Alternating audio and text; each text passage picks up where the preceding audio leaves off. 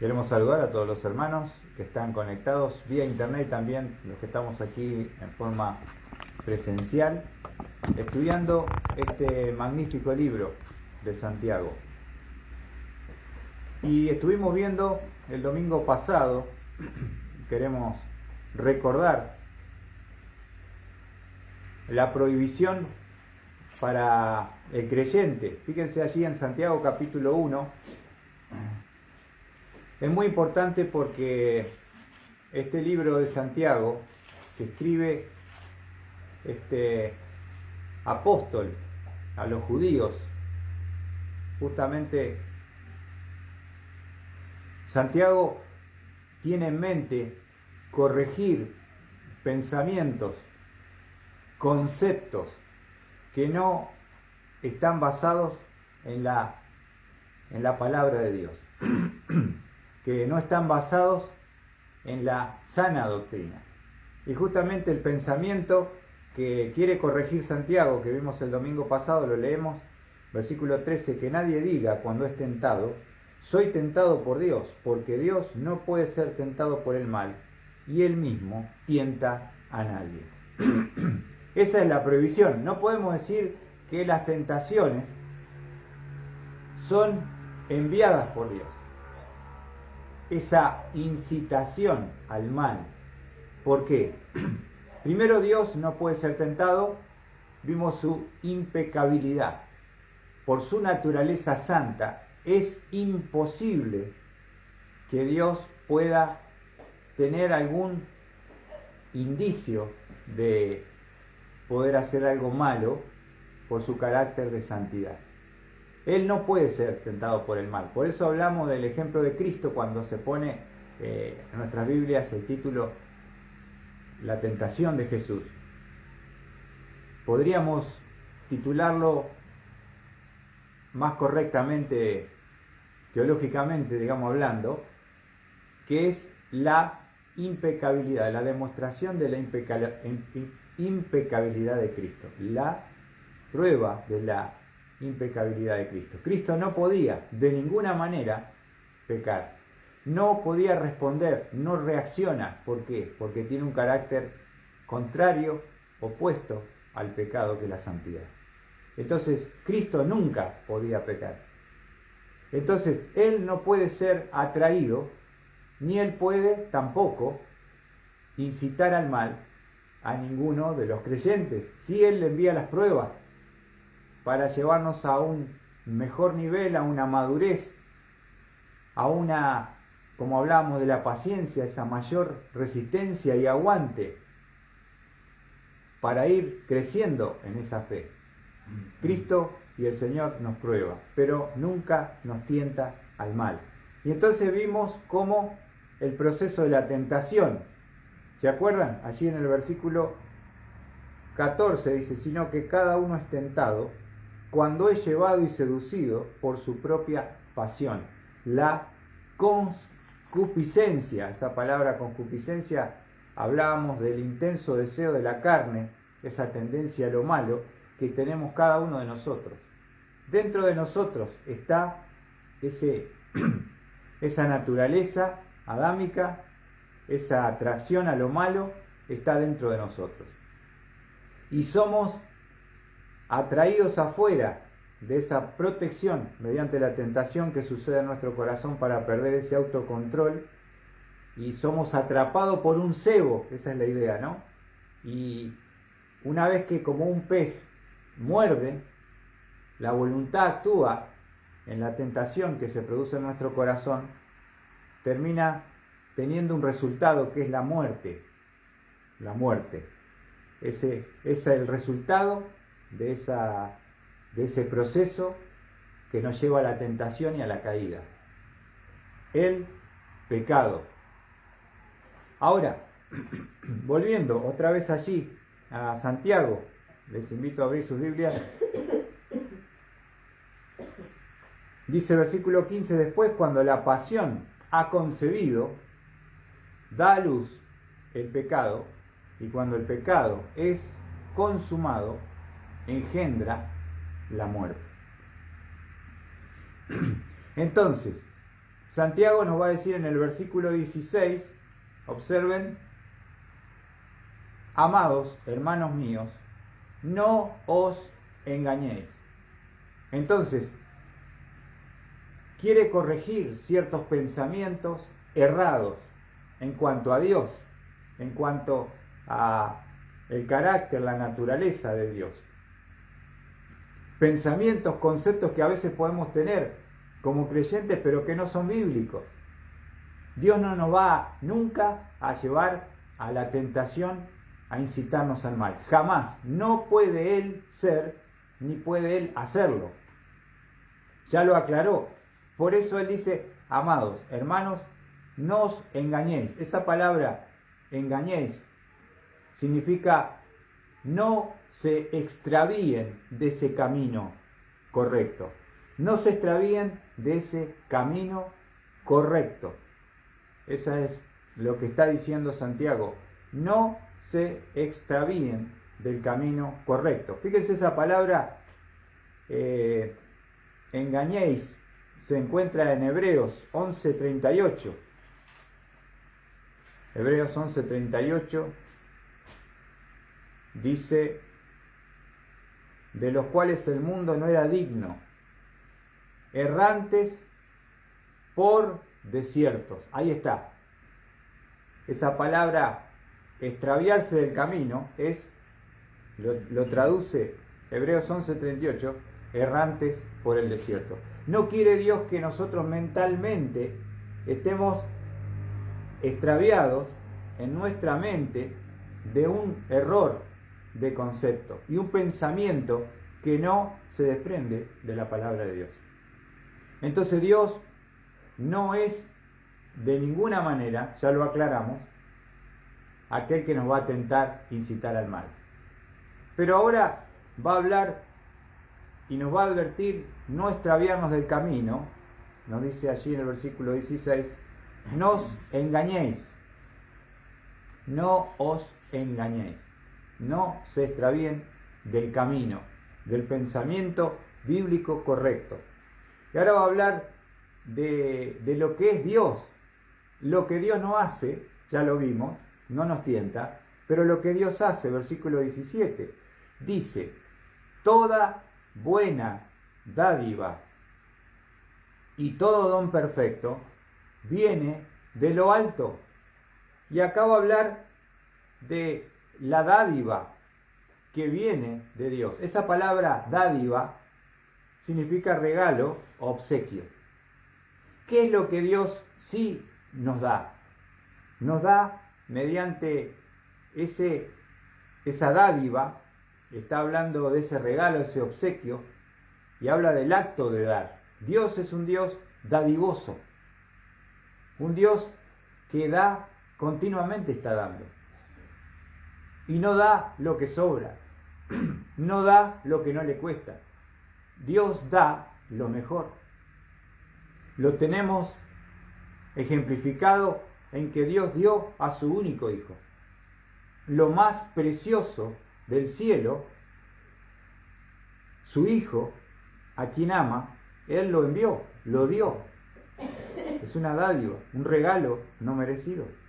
Pero dice: toda dádiva, todo regalo y todo don perfecto. Fíjense, esa palabra don perfecto está hablando de lo perfecto, es completo, acabado, habiendo llegado a su fin.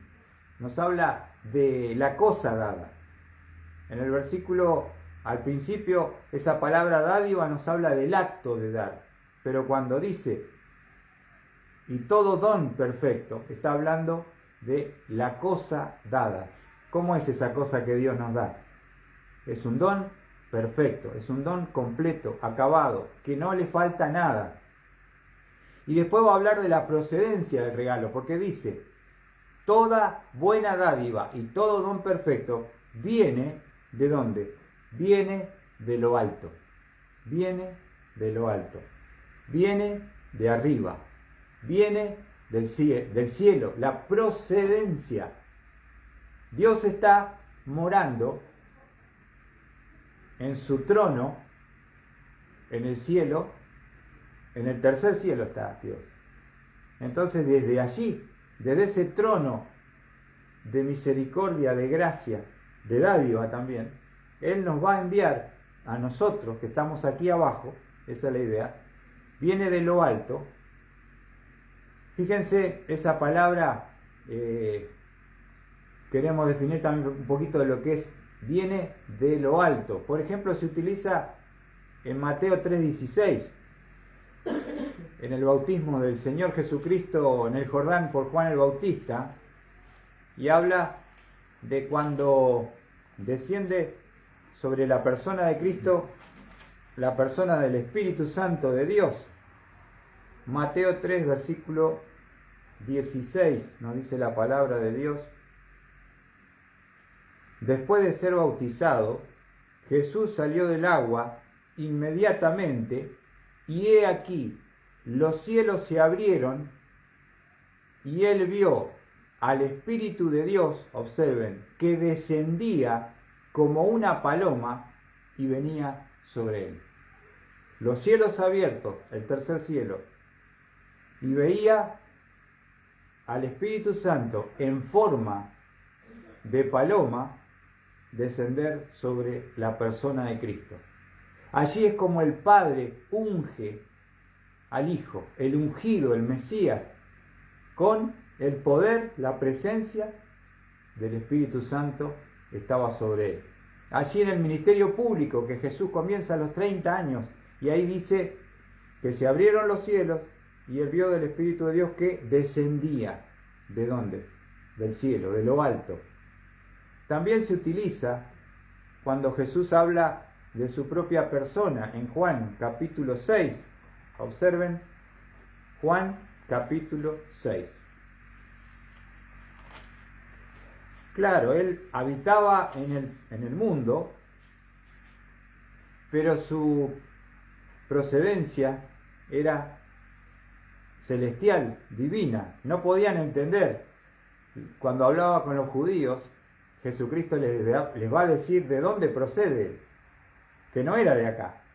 Observen en Juan 6, versículo 33. Juan 6, 33. Dice Jesús: porque el pan de Dios es el que baja del cielo y da vida al mundo. Porque el pan de Dios, que es Jesús, ¿de dónde viene? Es el que baja del cielo y da vida al mundo. Está haciendo un contraste y una comparación. Cuando Dios proveía el maná en el desierto a su pueblo, más de 2 millones de personas dependían de la provisión de ese maná que descendía del cielo. Y ese maná era lo que les daba vida. Porque si no había esa provisión en un desierto, te morís de hambre.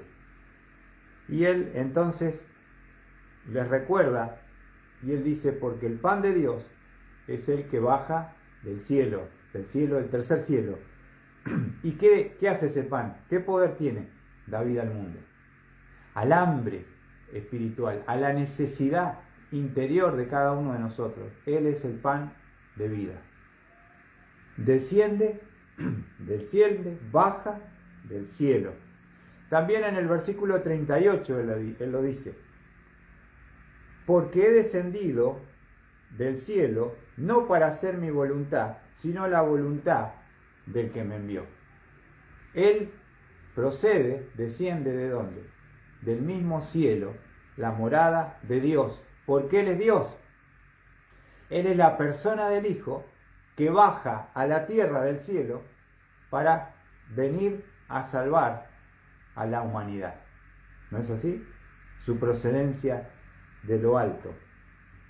Y también en el versículo 41 lo vuelve a mencionar. Por eso los judíos murmuraban de él, porque había dicho: yo soy el pan que descendió del cielo. Claro, miren lo que dice el 42. Y decían: ¿no es este Jesús el hijo de José, cuyo padre y madre nosotros conocemos? ¿Cómo es que ahora dice: yo he descendido del cielo? Claro, dice, si nosotros lo conocemos, se crió acá en Nazaret con nosotros, José, su papá, María, sus hermanos, todos lo conocemos. ¿Quién te dice que descendió del cielo? ¿De dónde lo sacó? Claro, en su aspecto humano, él tenía esa naturaleza humana, como nosotros, pero también tenía esa naturaleza divina. Dios ya preexistía eternamente con el Padre y decidieron en armonía el Padre enviar al Hijo, el Hijo acepta venir a la tierra, a vivir en este mundo y a morir por cada uno de nosotros en esa vergonzosa cruz. Entonces, Santiago nos va a decir, volviendo a Santiago,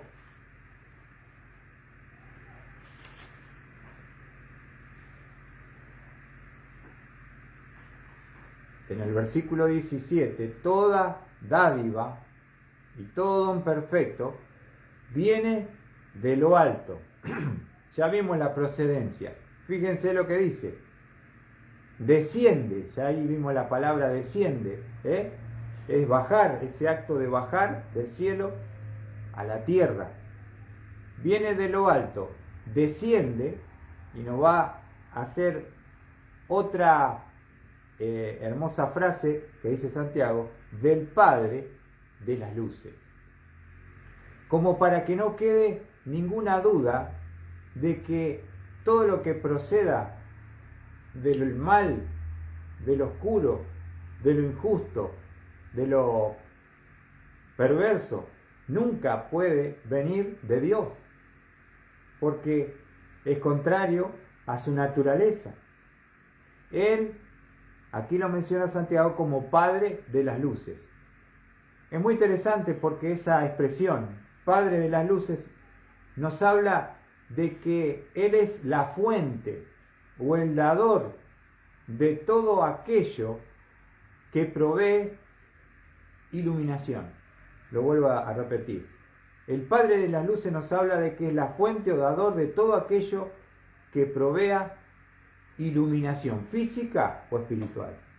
Porque Él es luz, Dios es luz y no hay ninguna tinieblas en Él. ¿Se entiende? O es una cosa o es otra. Si es luz, no hay oscuridad, no hay tiniebla. Él es el Padre, la fuente, el dador de todo aquello que provea iluminación física o espiritual. ¿Se entiende? Y nos va a hablar en este concepto también dos cosas muy importantes, porque dice el Padre de las luces y dos características de ese Padre de las luces, con el cual no hay cambio ni sombra de variación. Entonces Santiago les va a presentar a Dios para que nosotros podamos conocerle a Él. Porque a veces el hecho de ignorar cómo es Dios nos lleva a pensar cosas que Dios no es o no puede hacer, que son atribuidas a Dios y Él no tiene nada que ver. ¿Por qué hacemos esto? Porque no conocemos la palabra de Dios en profundidad. Entonces, Satanás puede comenzar a traernos pensamientos, conceptos que son contrarios a la persona de Dios, contrarios a la persona y la naturaleza de Dios. Él es la fuente o dador de todo aquello que provee iluminación física o espiritual. Ahora, la primera cosa que quiero compartirles, que Santiago nos quiere enseñar a todos nosotros, vamos a ver dos características de ese Padre de las luces. En primer lugar, con el cual no hay cambio. No hay cambio. La versión 60 dice no hay mudanza. Esa palabra, justamente mudanza en el original, habla de cambio. Por eso la Biblia de las Américas lo traduce de esta forma correcta, ¿no? En el cual no hay cambio. Y esto es algo muy importante que nosotros debemos conocer con respecto a la persona de Dios. Dios no cambia, Dios no varía en su esencia, en su naturaleza. No puede producirse algo en él que varíe. Eso es lo que está diciendo. Internamente. Dios es Dios por la eternidad. Y hay un pasaje, justamente en Hebreos 13:8, que nos habla de esta característica de Dios.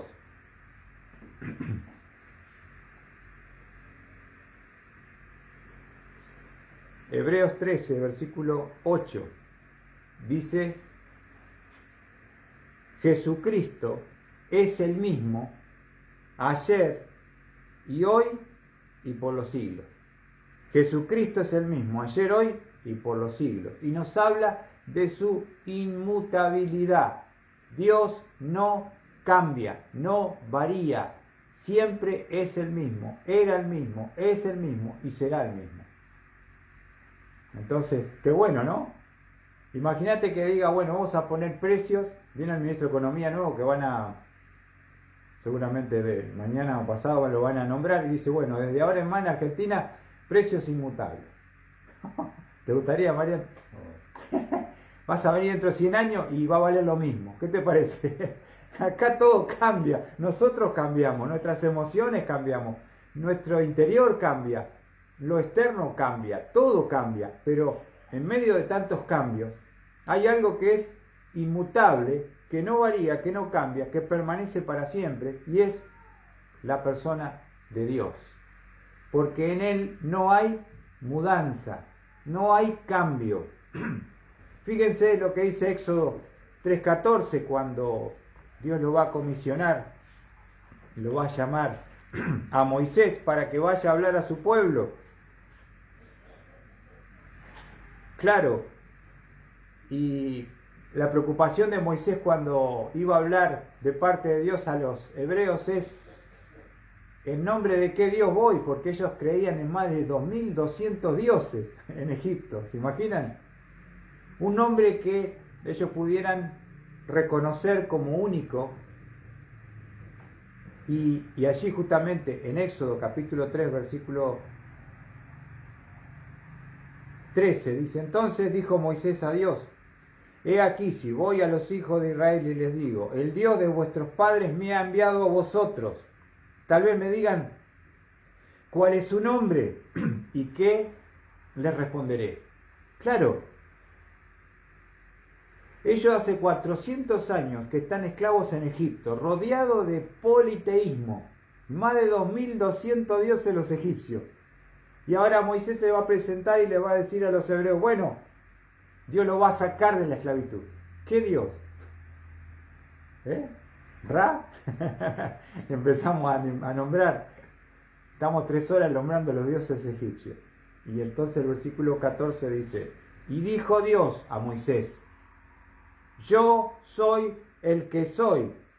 Y añadirás, así dirás a los hijos de Israel: yo soy, con mayúsculas, me ha enviado a vosotros. Yo soy nos habla de que Él es un Dios autosustentable, nos habla de que es un Dios eterno, pero también es un Dios que era, que es, y también un Dios que siempre será. El que era, el que es y el que será, siempre igual, inmutable. Es lo que dice Santiago. Nuestro Dios es un Dios que no varía en su naturaleza, en su interior. No puede variar, inmutabilidad. Pero no solamente nos está hablando de Dios, del Padre de las luces. Volviendo otra vez a Santiago 1:17. Hay otra característica más que nos quiere enseñar acerca de Dios. Y Santiago primero nos va corrigiendo a cada uno de nosotros también. No, Dios no nos va a tentar.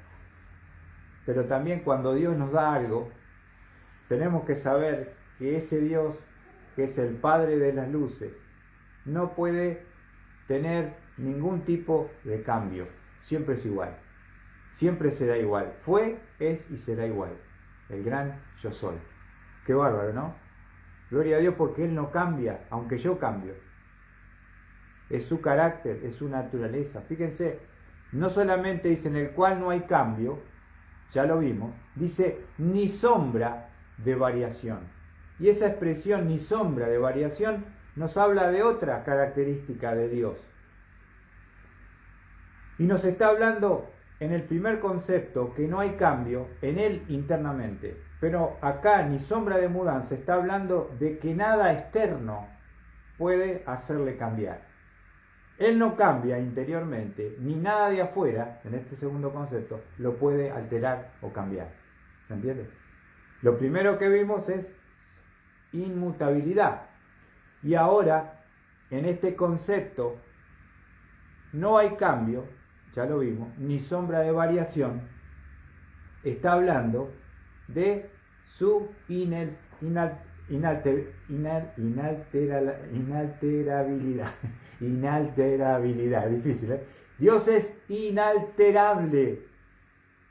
Dios es inmutable. No cambia en su aspecto interno, su naturaleza, pero tampoco nada de afuera lo puede variar ni cambiar. Inalterable. Inalterable. Y entonces podemos decir, ningún cambio en este mundo interior puede arrojar una sombra sobre la inmutable fuente de luz. Nada del mundo exterior puede arrojar una sombra sobre la inmutable fuente de luz. El Padre de las luces. No es una persona inmutable, pero también es una persona inalterable. Inalterable. Entonces, Dios es incapaz de ser cambiado por la acción de otros. Él no puede cambiar, ni tampoco por la acción de otros de afuera pueden variar quién es y cómo es. ¿Qué les parece? Entonces nos está enseñando Dios, Santiago, cómo es Dios, corrigiendo lo que Dios no hace, porque Dios no es así, pero también ahora enseñándonos que Dios es inmutable, que Dios es inalterable, y es maravilloso poder estudiar su persona, porque entonces se nos van las dudas de conceptos y pensamientos que creemos tener sobre Dios que no son correctamente, bíblicamente aceptados, ¿no? Entonces, ya hemos visto un poquito quién es ese Padre de las luces. No puede cambiar, no puede ser alterado por nada externo, no cambia interiormente. Y nos dice en el versículo 18, y este es el regalo y la dádiva y el don perfecto que Dios nos ha dado también, nos dice el versículo 18, en el ejercicio de su voluntad. Vamos a ver su plan. En el ejercicio de su voluntad, Él nos hizo nacer por la palabra de verdad. Acá vemos su plan. Nos hizo nacer. Nos hizo nacer. El acto de hacernos nacer es un acto divino. No es un acto humano. No es algo que yo puedo generar o hacer, sino que es un acto de Dios. Es como cuando Dios en el Génesis dijo Dios, sea la luz, sean las plantas, sean los animales. No había nada, estaba todo ahí. Solamente estaba el planeta, pero estaba inhabitado. La vida viene de Dios, tanto física como espiritual. Y acá nos está hablando de que en el ejercicio de su voluntad, Él nos hizo nacer. Entonces vamos a ver un pasaje donde también se nos habla de ese acto del ejercicio de la voluntad de Dios de hacernos nacer en forma espiritual. Juan capítulo 1, Evangelio de Juan, capítulo 1.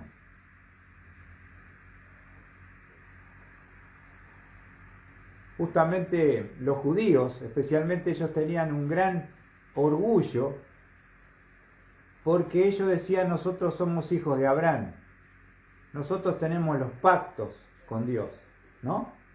Tenemos la ley, tenemos las promesas, y se golpeaban el pecho y estaban enorgullecidos de que pensaban que ese hecho de que porque su sangre sea judía es sinónimo de salvación.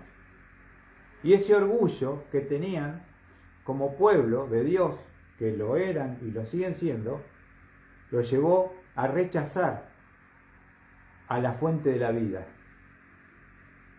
Jesucristo. Rechazaron al Mesías. Fíjense lo que dice Juan capítulo 1, versículo 11. Dice Juan, a los suyos vino. A los suyos vino. ¿Quiénes son los suyos? Los judíos. Y los suyos no le recibieron. ¿Qué hicieron con Jesús los judíos? Lo rechazaron públicamente. ¿Se acuerdan? Cuando ellos gritaban, su sangre, decían, sea sobre nosotros y sobre nuestros hijos. ¿Qué hacemos con vuestro rey? Crucifícale, crucifícale, crucifícale, le dijeron a Pilato. Cuando le dio la opción de elegir un asesino, el peor que tenía, Barrabás, y a Jesús dijeron, queremos a Barrabás. No tenemos más rey que a César. Y ahí ellos rechazaron, por la incitación de los líderes judíos, el pueblo rechazó al Mesías, al ungido, al Salvador de la humanidad. Escogieron las tinieblas antes que la luz.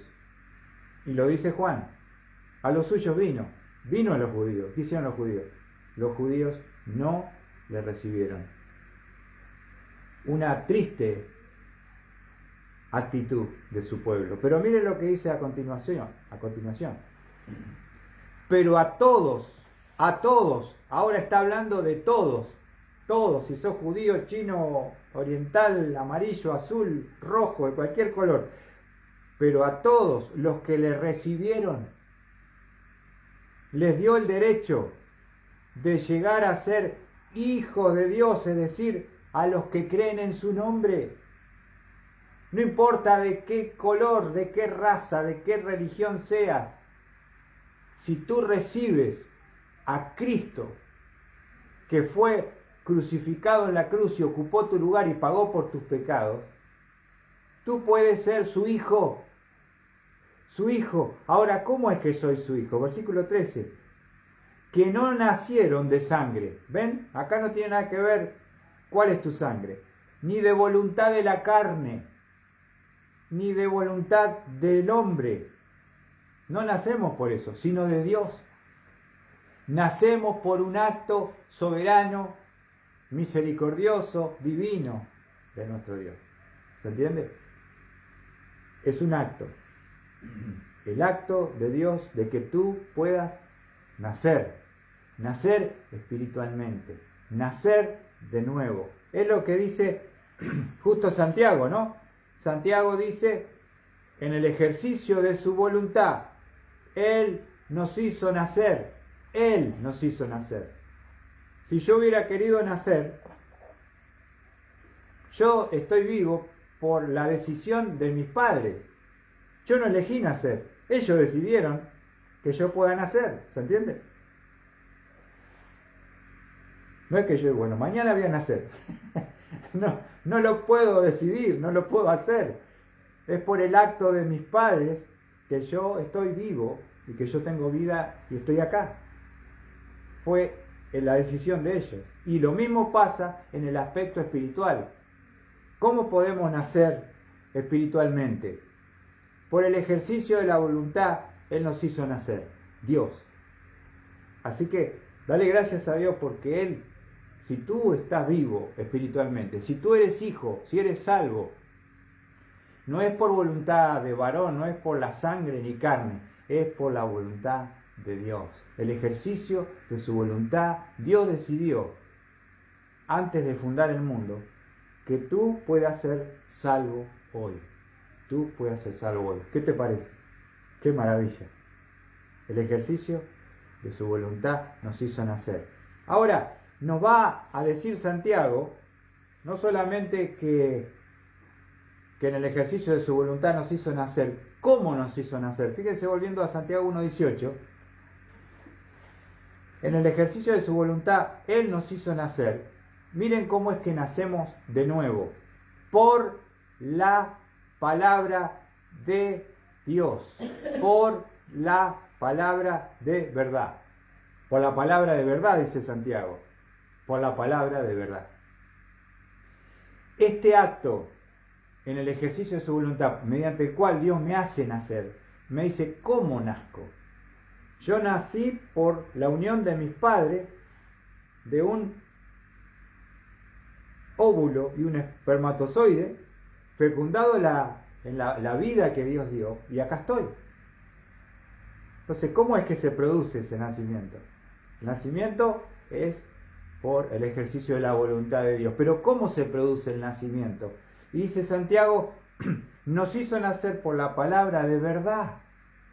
Nadie es nacido de nuevo si no ha oído, escucha bien, la palabra de verdad. Nadie es nacido de nuevo si no ha nacido mediante la palabra de verdad. Tú tienes que haber escuchado la palabra de verdad. Si no, no eres salvo. Yo una vez estaba con una hermana, pongámosle así, ¿no? Entre paréntesis, que venía a la iglesia. Entonces la fui a visitar y le digo, ¿y usted por qué cree que usted va a ir al cielo? Cuénteme su testimonio. Y me dice, sí, porque yo un día estaba embarazada y vino una tormenta, dice, y me dio miedo y le pedí a Dios que me ayudara. Y entré a la casa y no me pasó nada. Y le digo, sí, está buena la experiencia, pero ¿cómo nació? Claro, venía a la iglesia, pero nunca había entendido la palabra de verdad. No somos salvos por ir a una iglesia, no somos salvos porque somos hijos de creyentes, no somos salvos porque somos bautizados, no por obras, no por el servicio a Dios. Y hay una gran confusión. Somos nacidos de nuevo por la palabra de verdad. Si no hay un mensaje, y por supuesto le dije, me parece que usted, si usted se muere hoy, Dios no la va a recibir. Perdón. Porque usted me contó una experiencia muy linda. Dios la ayudó, seguramente, la protegió de la tormenta, el miedo que usted tenía, le pidió a Dios ayuda, pero usted nunca escuchó a alguien que le hable. Entonces abrí la palabra, le prediqué y recibió a Cristo. Y me acuerdo que no quería venir a la iglesia, no quería leer la Biblia porque decía que tenía problemas de corto de vista, que le costaba, que el marido, que ponía mil excusas. Después que oró, escuchó la palabra de verdad y recibió a Jesús, su vida cambió y fue transformada. Entonces, esto es para cuidarse nosotros también. ¿En qué confías tú para decir que has nacido de nuevo? ¿Cuántas personas cuentan experiencias de sanidad, prosperidad? Es lo que se está predicando, pero no se está predicando la palabra de verdad, el evangelio de vuestra salvación. Y sin palabra, sin predicación, sin evangelio, no hay nuevo nacimiento. Lo dice Santiago, porque nos hizo nacer ¿cómo? Por la palabra de verdad, por la palabra de verdad. Vamos a ver un ejemplo clarito en la palabra, en Juan capítulo 3, donde Jesús se va a encontrar con un fariseo, un principal maestro de los judíos, llamado Nicodemo, que va a venir a Jesús de noche. Y miren lo que dice. Había un hombre, en Juan capítulo 3, Evangelio de Juan, capítulo 3, versículo 1. Había un hombre de los fariseos llamado Nicodemo, prominente entre los judíos, un capo, un maestro. Este vino a Jesús de noche y le dijo, Rabí quiere decir maestro, sabemos que has venido de Dios como maestro, o sea, lo reconocía como maestro, porque nadie puede hacer las señales que tú haces si Dios no está con él. Como él conocía la palabra, conocía las escrituras, conocía las características del Mesías, él llegó a una conclusión. Señor no, maestro le dice, Rabí, lo está reconociendo como un gran enseñador. ¿Qué lo calificaba? Porque Jesús no había estudiado en las escuelas rabínicas. Él no había estudiado teología con ellos, pero enseñaba como ninguno. Entonces él dice, lo que te da la afirmación de que eres un maestro verdadero es las señales que tú haces. Los cojos andaban, los ciegos veían, los muertos resucitaban. Y este hombre llega a la conclusión, tú eres un rabí.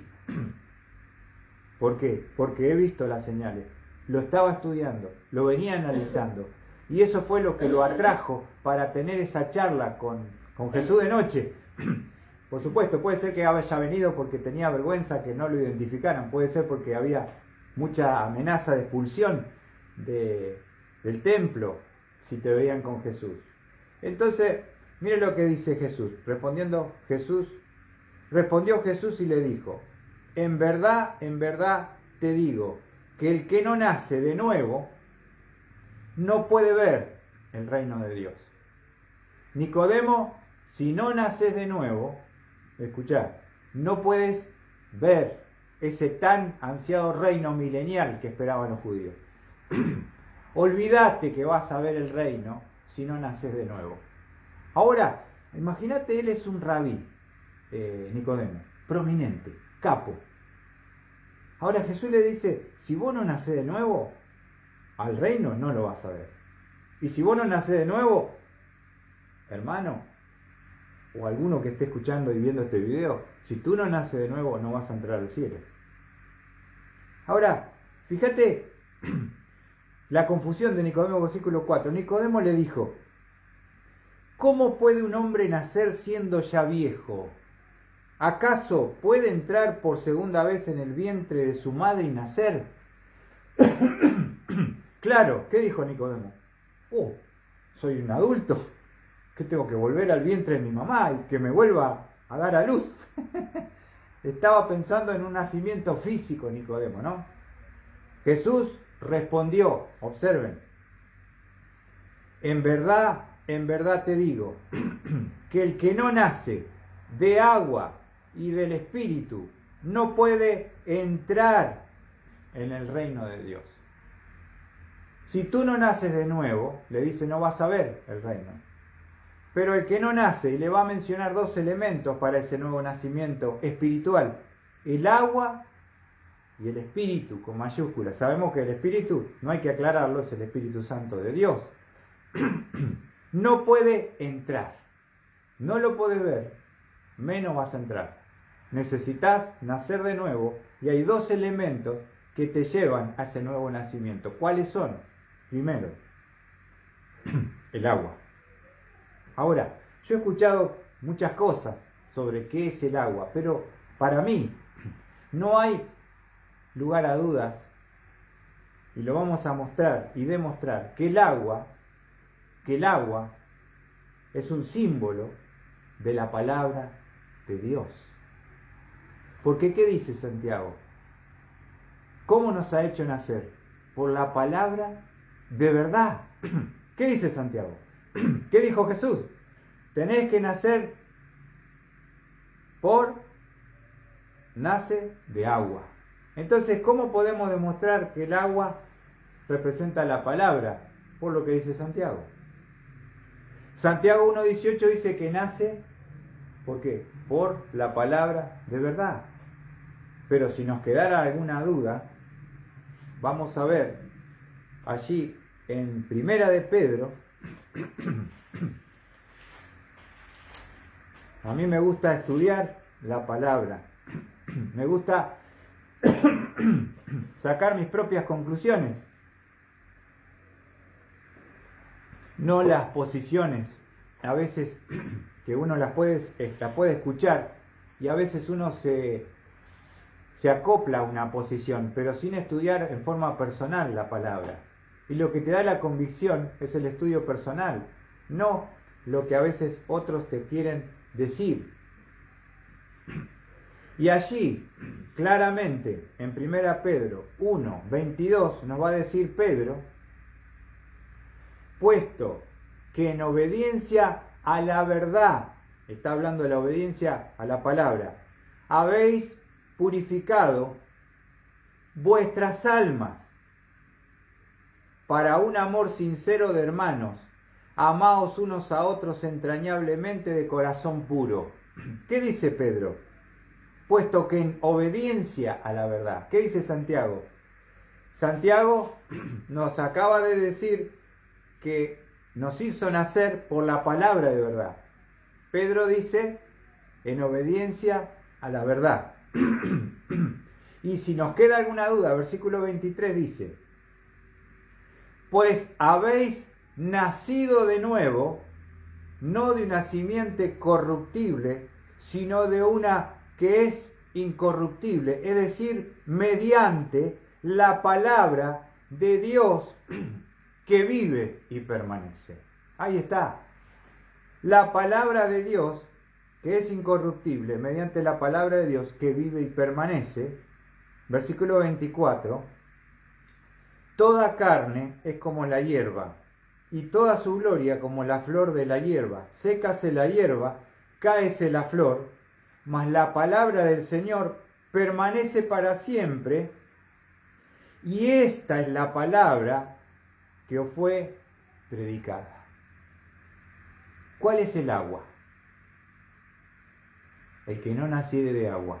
El agua, claramente, lo acaba de exponer Pedro, lo acaba de afirmar Santiago. Uno no nace sino por la palabra de verdad. Obediencia a la palabra de verdad. Respuesta al Evangelio predicado por la palabra de verdad. No hay otra cosa que haga el milagro de ese nuevo nacimiento. ¿Qué te parece, mi hermano? ¿Qué te parece, mi hermana? Entonces, volviendo para terminar, en Santiago, capítulo 1, versículo 18, en el ejercicio de su voluntad, Él nos hizo nacer por la palabra de verdad para que fuéramos las primicias de sus criaturas. O sea que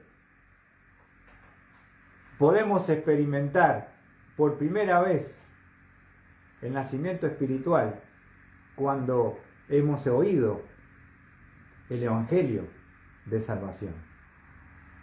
Somos los primeros que hemos tenido esta experiencia. Somos las primicias. Por Él es el ejercicio de su voluntad nos ha hecho nacer por la palabra de verdad para que fuéramos las primicias de sus criaturas.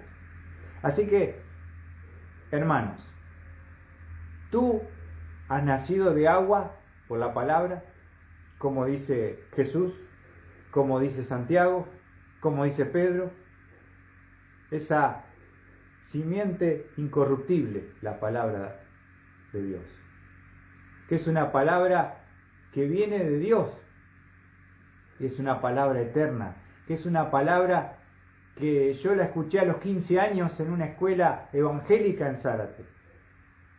Y era un niño, pero entendí el Evangelio de salvación. Y recibí, como dice Juan, a todos los que le recibieron. Esa mañana le invité a Cristo a entrar en mi vida. Y yo, que era el peor, el peor de ese colegio, el que hacía renegar a todos, el que estaba muchas veces respondiendo herido interiormente, Cristo entró en mi corazón. A todos los que le recibieron, le dio el derecho, la potestad de ser llamado Hijo de Dios. Así que esa mañana, mediante Cristo y mediante el Evangelio de verdad, pude nacer de nuevo. Y hubo un cambio, y hubo una transformación. Entonces, ahí uno tiene que examinarse. Cada uno de los que escuchan y ven este video, ¿has nacido tú de nuevo? ¿Cómo hemos nacido de nuevo? ¿Escuchaste el Evangelio de verdad? ¿El Evangelio de salvación? ¿Recibiste a Cristo como Salvador por tus pecados y le abriste tu corazón? ¿Le invitaste a entrar por la fe? ¿O solamente conoces la historia de memoria? ¿Eres un convencido y no un convertido? ¿Hay un antes y un después en tu vida? ¿Hay una transformación de vida que demuestre que hay una vida espiritual en tu ser? ¿O sos un religioso más, que sabe hablar como un evangélico, que cita las escrituras de memoria, pero no la puede vivir, no puede estar sujeto, sometido al señorío de Cristo? Esas son evidencias claras de que he sido su hijo, que he nacido de nuevo, que ahora quiero vivir y agradarle a Él.